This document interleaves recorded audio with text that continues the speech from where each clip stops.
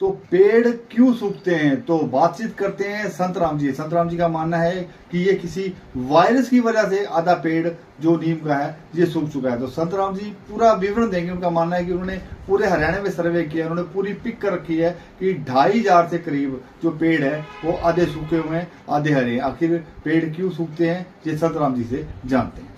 ये पेड़ देख रहे हैं, ये पेड़ नीम का है जो आधा सूखा हुआ है और आगे पूरा ही ऊपर इसके फल, ऊपर इसके पत्ते पुत्ते नहीं आ रहे। तो काफ़ी समय से ये सिचुएशन बनी हुई है। यहाँ पर संत राम जी जुड़ रहे हैं, उनसे बातचीत करते हैं इस पेड़ के बारे में।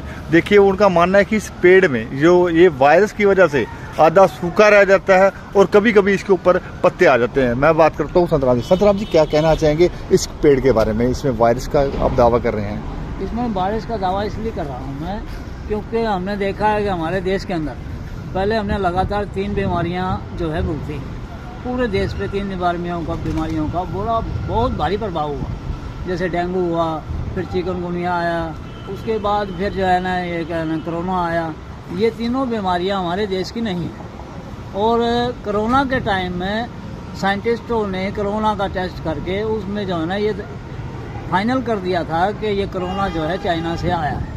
अगर कोरोना चाइना से आया है, डेंगू चाइना या किसी देश से आया है, ठीक है, उसके बाद फिर आया जो है ना, अगर ये 3 बीमारियों का वायरस अगर आ सकता है तो नीम के पेड़ पे भी आ सकता है। क्योंकि नीम का पेड़ हमारे देश में क्या पूरे ही विश्व में कई बीमारियों में काम आता है। बीमारियों में काम आने वाली चीज़ अगर मान लो कोई ऐसी है, नीम का पेड़ है कई बीमारियों में, शुगर में और कई चर्म रोग में, ठीक है, तो रक्त शोधक में, कई बीमारियों में काम करता है ये, ठीक है। उसके बाद एक चीज़ और भी है, कई बीमारियां मौसम के अनुसार जो आती हैं उनको बीमारियों को नीम का पेड़ जो है इंसान के पास आने से पहले ही ख़त्म कर देता है। इसलिए हो सकता है किसी देश ने ऐसा सोचा हो कि अगर हम भारत से नीम के पेड़ को ख़त्म कर देंगे तो भारत के लोग बीमारियों से वैसे ही मर जाएंगे। क्योंकि आजकल जो है आमने सामने की जो लड़ाई पहले हुआ करती थी, पहले लोग बंदूक लेकर उधर खड़े हो गए, अब इस देश के इधर खड़े हो गए, आमने सामने एक दूसरे पे गोलियां चलाते थे। लेकिन अब वो बीमारी लड़ाइयाँ नहीं हैं। अब लड़ाई क्या है? और वायरस की लड़ाई है। वो अपने देश से वायरस छोड़ देते हैं, हम अपने देश से वायरस छोड़ देंगे, आमने सामने आने की जरूरत ही नहीं पड़ती। इसीलिए हो सकता है किसी देश ने ये सोचा हो कि नीम के पेड़ को ख़त्म कर दो। नीम का पेड़ वायरस को खा जाता है, ना नीम का पेड़ होगा हिंदुस्तान के लोग मर जाएंगे बीमारियों से। और लगभग इस एरिया में कितने पेड़ होंगे? इस एरिया में मेरे पास लिखे हुए हैं सारे। आपके पास लिखे? आपने पूरे हरियाणा का सर्वे किया हुआ है? मैंने पूरे हरियाणा का सर्वे किया है। पूरे हरियाणा में रेलवे से और रोडवेज से, जहाँ तक मैं रेलवे और रोडवेज से जा सका हूँ वहाँ तक मैंने नोट किया है। नोट किया? आपके पास पूरा नोटेड है? मेरे पास तो नोट किया हुआ है, मेरे पास सब लिखा हुआ है। उसके बाद लिख के नोट करके मैंने विभाग को, मैंने जो है ना सरकार को, हरियाणा सरकार, भारत सरकार और दूसरी स्टेट जो हमारे हिंदुस्तान की है उन स्टेटों के मुख्यमंत्रियों को भेजा। लेकिन उन वहाँ से मेरे संतुष्टिजनक कोई जवाब नहीं मेरे पास आया। अभी आप बता रहे थे कि कल परसों कुछ लोग आए थे देखने के लिए। लोग आए थे तो वो लोग क्या कर रहे हैं, वो गिनती कर रहे हैं कि कितने सूखे पेड़ हैं। कितने सूखे पेड़ हैं? कितने सूखे पेड़ कि उनको काटा जा सके। अब इस पे ये देखो, इसके ऊपर वो परसों आए, उन्होंने नंबर लगाया है इस पे 150 नंबर 150 लगाया। इसका मतलब क्या है? मेरे अंदाजे से इसका मतलब ये है कि इस एरिया में 150 तक उन्होंने गिनती कर ली है। तो 150 नंबर कहाँ लगाया दिखाएंगे? ये देखो ये 150 नंबर जो है, तो देख सकते हैं ये 150 नंबर आपको रेड कलर में नजर आ रहा होगा। तो संत राम जी इसके बारे में आपने विभाग को भी सूचित किया, प्रधानमंत्री जी को भी पत्र डाला। तो इस एरिया में लगभग जहां हम खड़े हैं 3 से 4 पेड़ हैं। इस एरिया में मेरे पास लिखे हुए हैं 5 पेड़। 5 पेड़ है जो आपके आसपास ही जहां हम खड़े हैं। लाठर रोड है, ये लाठर रोड है, ठीक है, प्रेमनगर लाठर रोड, प्रेमनगर लाठर रोड पर 5 पेड़ हैं। 5 पेड़ हैं? 5 पेड़ हैं। तो आप दावा करते हैं शायद वायरस की वजह से ये सूख रहे हैं? मैंने 2 बारी जो है सरकार को नोटिस किया है, नोट दिया, ठीक है, और पहले में मैंने लिखा था हो सकता है कोई वायरस है। लेकिन दोबारा जब मैंने देखा कि दूसरे साल, क्योंकि पतझड़ के टाइम में सभी पेड़ों के पत्ते झड़ जाते हैं सूखने के बाद, पकने के बाद। कोई भी अगर पेड़ है उस पर अगर कोई फल लगता है या कोई पत्ता होता है तो वो पकने के बाद पीला हो जाता है, पीला होने के बाद झड़ता है। ठीक है, पकने के बाद फूल भी गिरता है और पत्ता भी गिरता है, लेकिन नीम का पेड़ जो है हरा ही सूख गया और दोबारा सूखने के बाद जब बाकी पेड़ जो हरे हुए उन पे फल नहीं आया, ना फूल आया। अब फूल और फल नहीं आएगा तो आगे बीज कैसे बनेगा? बीज नहीं बनेगा तो आगे नए पौधे क्या कहाँ से आएंगे? जब नए पौधे ही नहीं आएंगे तो हमारे देश से नीम खत्म हो जाएगा।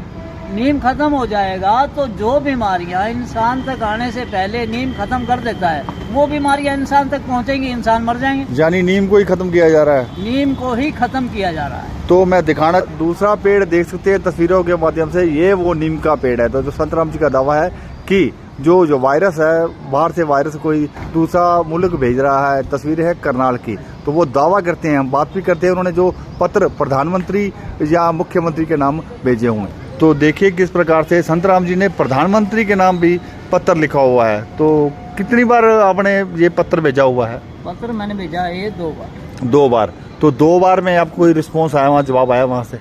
2 बार में भारत सरकार से रिस्पॉन्स आया, लेकिन कोई संतुष्टिजनक नहीं आया। उसमें क्या रिस्पॉन्स आया इसके बारे में बताएंगे? ये पंचकूला से मेरे पास लेटर आया। अच्छा।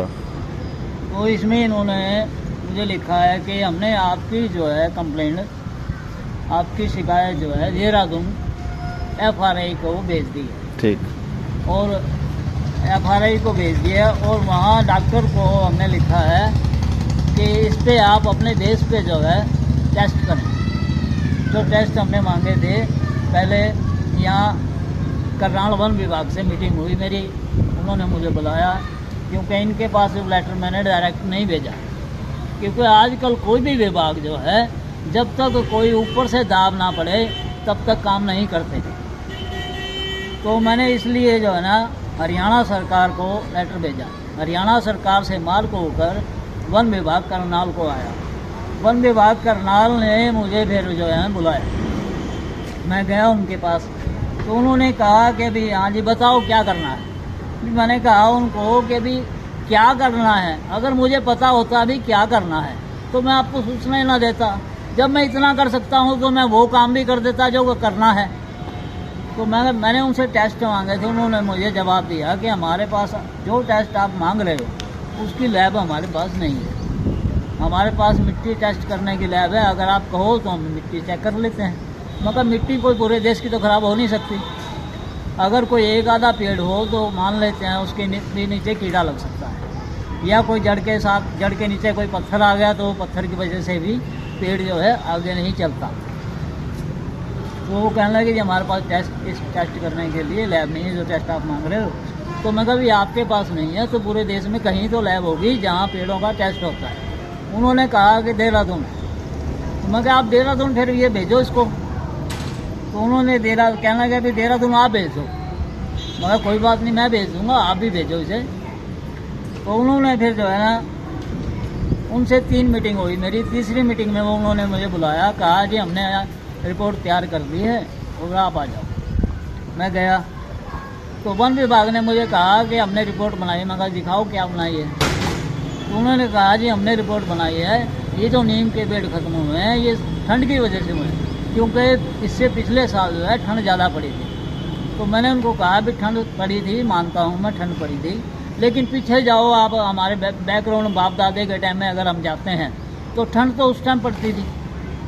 उस टाइम ठंड इतनी पड़ती थी कि रात को ठंड के टाइम में बाहर जो जोड़ों में, छपड़ों में, जो है तालाबों में जो पानी होता था वो पानी जम जाता था। अब तो वो ठंड भी नहीं है। उस टाइम जब अगर ये नीम के पेड़ सुरक्षित रहते थे, उस टाइम हरे भरे रहते थे, तो आज क्या ऐसी ठंड होगी? आज ऐसी कौन सी ठंड है कि जो ना नीम का पेड़ मर जाए? संतराम जी एक बात पूछना चाहूँगा, पंजाबी में कहते हैं कि इसके शक उतरने शुरू हो गए, इसको शक बोलते हैं, विशक उतरने शुरू हो गए। तो ज़्यादातर लोग इसको शक ही मानते थे। आपने ये दावा किया है कि वायरस किसी मुल्क ने जैसे वायरस छोड़ दिया, आप कहने की उसकी वजह से बीमारियाँ फैलनी शुरू होगी। आपने विभाग से भी पत्र के द्वारा सूचित किया, हरियाणा सरकार को भी सूचित किया। तो आप पूरे तौर पर कब से ये सरकार को भेज रहे हैं पत्र? लगभग कितने समय से? 2023 से भेज रहे हैं। 2023 से भेज रहे हैं। और अब कोई नया पत्र भेजा है आपने सरकार को? कोई नया पत्र नहीं भेजा, मैं इंतजार में हूँ। जो लेटर मेरे पास ये पंचकूला से आया है। ये कब आया आपके पास पंचकूला से? ये इसमें डेट लिखी हुई है, तो ये देख सकते हैं कि जो पंचकूला से पत्थर आया है उसके ऊपर बकायदा आपको बताऊं कि डेट भी लिखी हुई है।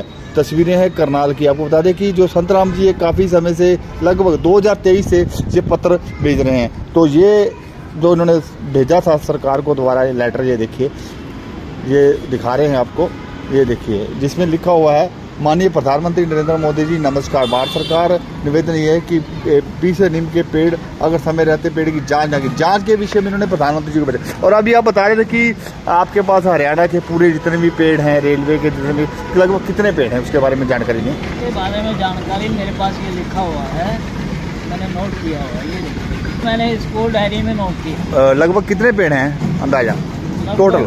पेड़ होंगे 2,500-3 हज़ार होंगे पेड़ कम से कम पूरे हरियाणा में 2,500 से 3,000 पेड़ हैं। और विभाग को पूरा सूचित किया गया, आपने पूरा डाटा भी दिया हुआ है, देख सकते हैं इसमें पूरा नीम के प्रभावित पेड़ों का डाटा भी संतराम जी द्वारा दिया हुआ है। तो तस्वीरें आपको करनाल की दिखा रहा हूँ, जिसमें से 7 रविदास मंदिर करनाल से ग्रोंडा रेलवे स्टेशन 35 पूरी की पूरी डिटेल जो दे रखी है। संत निरंकारी भवन में एक पेड़ SBS के पास, 2 PWD रेस्ट हाउस के, और पूरी की पूरी डिटेल आपको बताया, पूरे हरियाणा की डिटेल दे रखी है, जिसमें 2,500 से 3,000 पेड़ हरियाणा, पंजाब, उत्तर प्रदेश, ये देखिए। अच्छा, पूरे उत्तर प्रदेश उत्तराखंड तक है। अच्छा, आपने पूरा सर्वे किया? पूरा सर्वे किया। तो ये थे संतराम जी जिन्होंने पूरा सर्वे किया हुआ है। आपको बता दें कि इनका मानना है कि जो वायरस, कभी किसी जो मुल्क वायरस छोड़ता है जिसकी वजह से बीमारियां लगती हैं, जो नीम का पेड़ है वो बीमारियों को खा जाता है। अगर नीम के पेड़ को ही वायरस खा देगा तो बीमारियां फैलेंगी। तस्वीरें हैं करनाल की, तो तस्वीरों को शेयर करना ना भूलिएगा। ये देखो, करनाल की अनाज मंडी में 15 से 16 पेड़ हैं जिनकी आपने पिक्चर ले रखी है। तो वो काफ़ी प्रयास किया हुआ है। करनाल का पेड़ है, उसमें फिर करनाल का है, फिर करनाल का, कैथल का, हरिद्वार का, हिसार का है और अम्बाला का है। तो काफ़ी लोगों के लिए अच्छी एक बात कहते हैं, प्रयास करते हुए नजर आ रहा है कि देश में बीमारियां ना फैले, बीमारियों का अंत हो। और जो इसके ऊपर सर्च करनी चाहिए, आपका मतलब कि विभाग को, जो वन विभाग है, इसके ऊपर एक तरीके से कार्रवाई करे और जांच करे। जांच का विषय है कि जांच करे कि जो आखिर ये पेड़ आधा सूखा हुआ क्यों है। पूरे सूखे हैं, पूरे हैं, कुछ आते हैं, ये देखिए पूरे सूखे हैं। ठीक है, तो बाकायदा संतराम जी द्वारा तस्वीर ली गई है, ये देखिए, जिसमें अनाज मंडी करनाल का पेड़ की तस्वीरें हैं। जितने पेड़ खराब हो रहे हैं, सूख रहे हैं, उनकी तस्वीरें ली हुई हैं। तस्वीरें हैं करनाल की। तस्वीरों को शेयर करना ना भूलिएगा।